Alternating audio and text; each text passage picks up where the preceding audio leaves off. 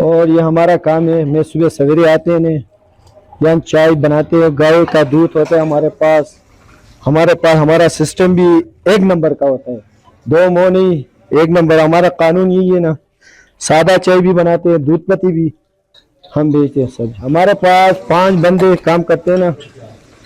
हमारा जो सिस्टम है ना, हमारे शागिर्द है ना 5 दोस्त हमारे खरीगर भी होते हैं सालन का, वो भी हमारे साथ काम करते हैं। हमारे चाय के साथ रोटी भी होगा। हमारे पास छित्राली ज्वारी कहते हैं, ज्वार जिसको ज्वारी कहते हैं ना यार। हमारे पास तो तादाद हमको मालूम ही है ना, तो ज्यादा कम नहीं होगा ना, आपके अंदाजे के मुताबिक 3-4 हजार। हमारा बाप का नाम है मनफात खान, ये शाही बाजार चित्राल है ना, उसका नाम से मशहूर है।